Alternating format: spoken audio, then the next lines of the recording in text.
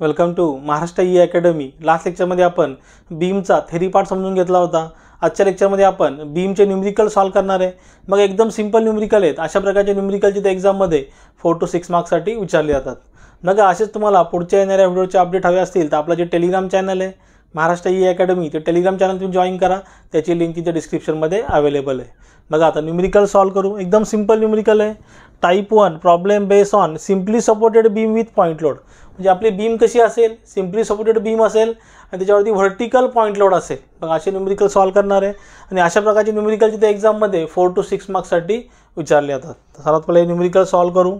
बघा question 1 winter 18च्या एग्जाममध्ये विचारलेला आहे 4 मार्क्ससाठी। बघा क्वेश्चन 1चं सोल्युशन एकदम सिंपल न्यूमेरिकल आहे। सिम्पली तुम्हाला प्रोसिजर फॉलो करायची आहे आणि न्यूमेरिकलला सॉल्व करायचं आहे। बघा क्वेश्चन 1चं सोल्युशन विंटर 18च्या एग्जाममध्ये विचारलेलं आहे। Calculate reaction of a beam of the following problem analytically. म्हणजे ॲनालिटिकल मेथडचा यूज करून तुम्हाला न्यूमेरिकल सॉल्व करायचं आहे। मग हा सेम न्यूमेरिकल तुम्ही ग्राफिकल मेथडने सुद्धा सॉल्व करू शकता। मग यातले काही न्यूमेरिकल आपण काय करू, ग्राफिकल मेथडने सॉल्व करू। आणि आता हा कसा सांगितला आहे, ॲनालिटिकल मेथडने सॉल्व करा। Calculate the reaction of beam. आता सर्वात पहिले डायग्राम दिली, ती डायग्राम रीड्रॉ करून घेऊ। यांनी आपल्याला डायग्राम ऑलरेडी दिलेली आहे। बघा डायग्राम दिलेली आहे इथे। डायग्राम सर्वात पहिले ड्रॉ करतो इथे। बघा सपोर्ट आहे तुमचा इथे, या सपोर्ट दिलेला आहे। देन लोडिंग आहे इथे 60 न्यूटन, 30 न्यूटन। इथे नाव नेमिंग करतो इथे। नेमिंग काही बघा इथे नेमिंग दिली नाही आहे। नेमिंग तुम्ही तुमच्या मर्जीनुसार करू शकता। इथे नेमिंग करतो ए, इथे नेमिंग करतो बी, इथे नेमिंग करतो सी, इथे नेमिंग करतो डी, ABCD। बघा इथे त्यांनी आपल्याला लोडिंगचं डिस्टन्स दिलेलं आहे। लोडिंगचं डिस्टन्स किती आहे, 3 मीटर, 3 मीटर अँड 2 मीटर। इथे आपल्याला काय करायचं आहे, रिॲक्शन फाइंड आउट करायची। म्हणजे इथे बघा इथे जिथे सपोर्ट आहे, कसं आपली बीम आहे simply supported with point load. आता जिथे सपोर्ट इथे काय करायचं, रिॲक्शन ॲट ए, इथे काय रिॲक्शन ॲट बी। रिॲक्शन आपल्याला इथे फाइंड आउट करायचे आहेत। बघा सिम्पल इथे इक्विलिब्रियम कंडिशनचा तुम्हाला इथे यूज करायचा आहे। बघा summation of Fy is equal to 0, summation of Fy is equal to 0 म्हणजे upward is positive, downward is negative. जे फोर्सेस अपवर्ड चालले ते पॉझिटिव्ह, जे फोर्सेस डाऊनवर्ड येत चालले ते डाऊनवर्ड येतात ते निगेटिव्ह। बघा आर तुमचा कुठे चाललेला अपवर्ड, म्हणजे कसं येईल इथे positive.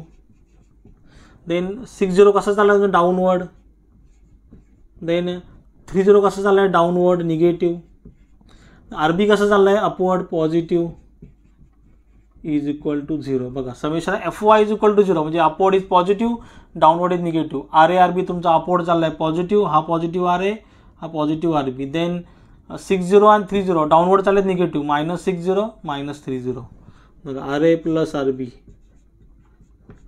R A plus R B, -60 -30 काय होईल -90 is equal to 0। Then R A plus R B, बघा 90 इकडे शिफ्ट केलं तर काय होईल, निगेटिव्हचं काय होईल पॉझिटिव्ह, निगेटिव्हचं काय होईल positive. R A plus R बीची व्हॅल्यू किती आली इथे 90 न्यूटन। इथे काय युनिट न्यूटन, 90 न्यूटन। बघा आर ए प्लस आर बी किती आला 90 न्यूटन। आता नेक्स्ट स्टेप काय करायची आपल्याला, बघा summation Fy all the vertical forces is equal to 0, ते summation Fx is equal to 0। पण मग कुठलाही इथे हॉरिझॉन्टल फोर्स नाही आहे, बरोबर, कुठला हॉरिझॉन्टल फोर्स नाही आहे। डायरेक्ट आपण मोमेंटवरती जाऊ। Taking moment about point A is equal to 0। बघा ह्या मोमेंट याच्यापासून मोमेंट घेऊ शकतो, ज्या कुठल्याही एका एंडच्या सपोर्टपासून तुम्ही घेऊ शकता। ए पासून घ्या किंवा बी पासून घ्या। आता मी ए पासून घेतो। Taking moment about point A is equal to 0। बघा इथे क्लॉकवाईज इज पॉझिटिव्ह, जो क्लॉकवाईज चालला आहे तो पॉझिटिव्ह, जो अँटी क्लॉकवाईज चालला आहे तो निगेटिव्ह। आता मोमेंट म्हणजे काय, force into perpendicular distance. Moment म्हणजे काय, फोर्स इंटू परपेंडिक्युलर डिस्टन्स। बघा एसाठी आपण काय घेतलं, मोमेंट 0 घेतलं। आता जे सुद्धा डिस्टन्स घेऊ, बघा मोमेंटचा डिस्टन्स कुठनं घ्यायचा, फोर्स इंटू परपेंडिक्युलर डिस्टन्स। बघा ए पासून, बघा ए तुमचा काय घेतला मी 0 घेतला। बघा नेक्स्ट फोर्स किती आहे 60। हा कसा मूव होईल, बघा हा कसा मूव होईल क्लॉकवाईज, हा कसा मूव होईल, बघा हा असा मूव झाला तर कसा मूव होईल क्लॉकवाईज।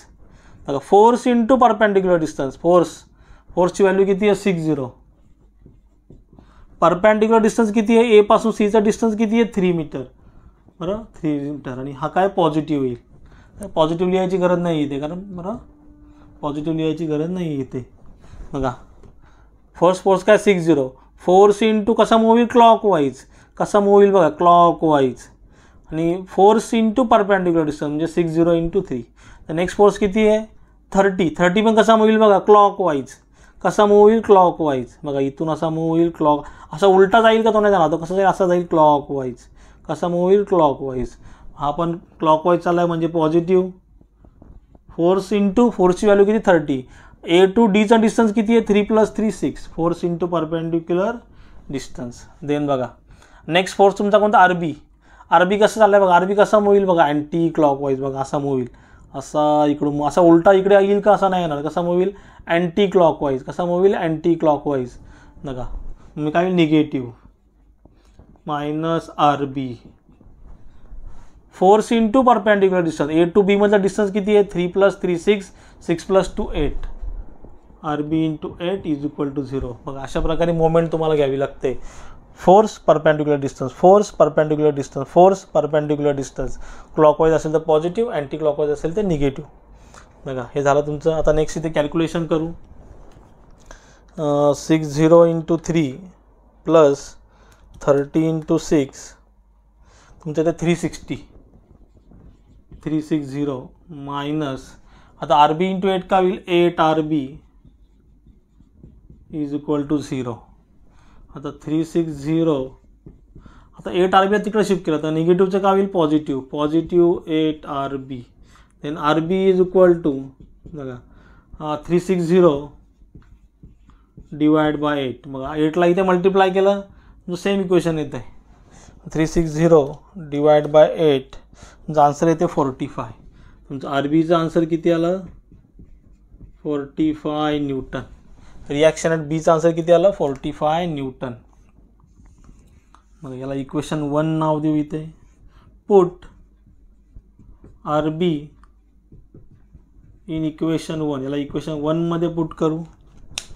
बघा आर बीला काय करू इक्वेशन 1 मध्ये पुट करू. R A plus R बीचं value किती आलेली आहे 45 = 90. देन आर ए बघा 90 तुमचा इथे आहे तसंच.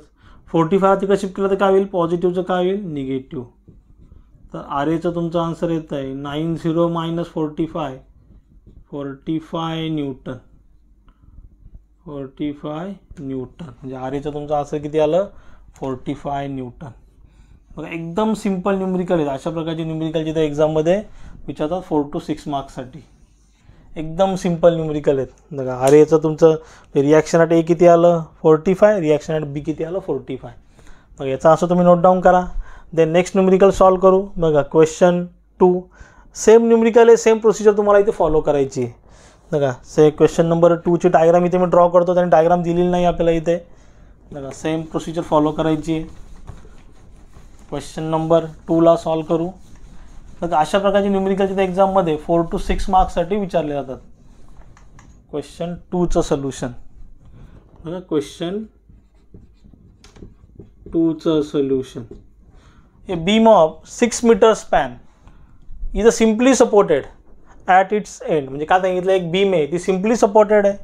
बघा सिम्पली सपोर्टेडची डायग्राम ड्रॉ करतो. किती आहे सिम्पली सपोर्टेड आहे. तिचं स्पॅन किती सांगितलं 6 मीटर आहे. म्हणजे तिची लेंथ किती आहे 6 मीटर आहे. बघा तिची लेंथ किती आहे 6 मीटर आहे. किती आहे 6 metre. Its span is 6 meter. At its end, it carries a 3-point load. या बीमवरती 3 पॉईंट लोड आहेत. 4 kN, 6 kN and 5 kN at 1.5 meter, 3 meter and 4.5 meter respectively. जे पहिला लोड जो आहे तो इथे 1.5 मीटरवरती आहे. Respectively from LHS. LHS म्हणजे काय लेफ्ट हँड सपोर्ट किंवा left hand side. Left hand साईडपासून 1.5 मीटर म्हणजे 1.5 मीटर, 3 मीटर आणि 4.5 मीटरवरती आहे first support. Then next support 3 मीटरवरती. देन नेक्स्ट सपोर्ट 4.5 मीटरवरती from LHS. Calculate its reaction. बघा फर्स्ट लोड किती आहे 4 kilo newton, 6 kilo newton, then 4.5 4 kilometre, 6 kilometre आणि 5 किलो न्यूटन. देन तुम्हाला डिस्टन्स दिलेत. मग आता नेमिंग करतो सेम. इथे मी ए नेमिंग करतो, इथे बी नेमिंग करतो, इथे सी, इथे डी, इथे E.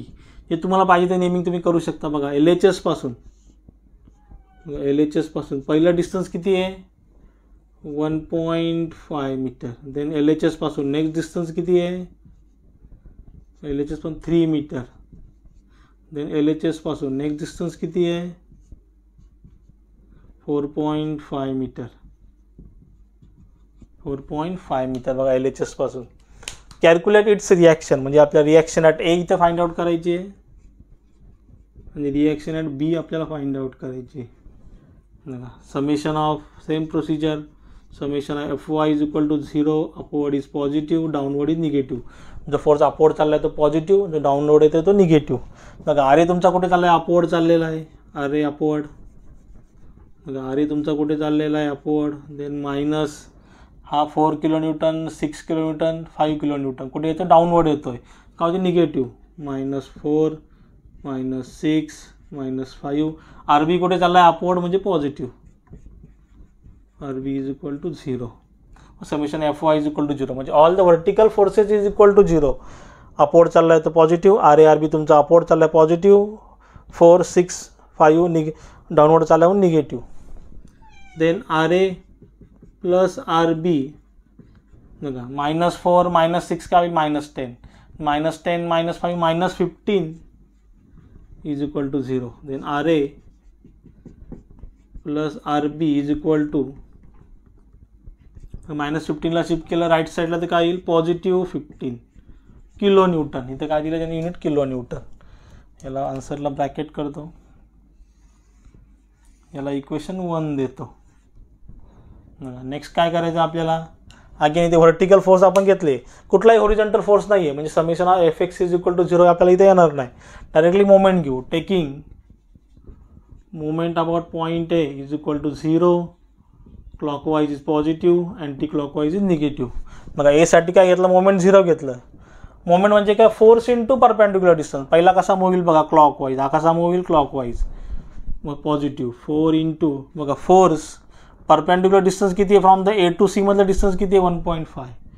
Force into perpendicular distance हा पॉझिटिव्ह आहे, इथे प्लस नाही लिहिलं तरी होईल. देन नेक्स्ट 6 कसा मूव्ह होईल क्लॉकवाईज, कसा मूव्ह होईल बघा, हा कसा मूव्ह होईल क्लॉकवाईज. क्लॉकवाईज म्हणजे पॉझिटिव्ह. फोर्स किती आहे 6, A टू D मधलं डिस्टन्स किती आहे 3, A टू D मधलं डिस्टन्स किती आहे 3.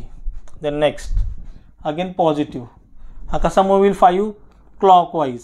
बघा 5 force perpendicular distance A to E मधलं डिस्टन्स किती आहे, A टू E मधलं डिस्टन्स 4.5.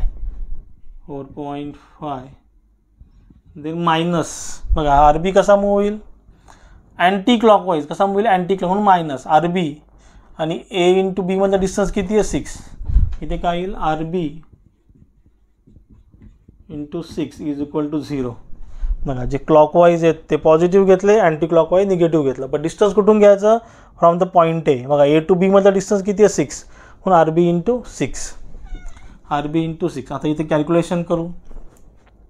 बघा 4 into 1.5 plus 6 into 3 plus 5 into 4.5. तुमचा आन्सर येतं आहे 46.5. तुमचा आन्सर येतं आहे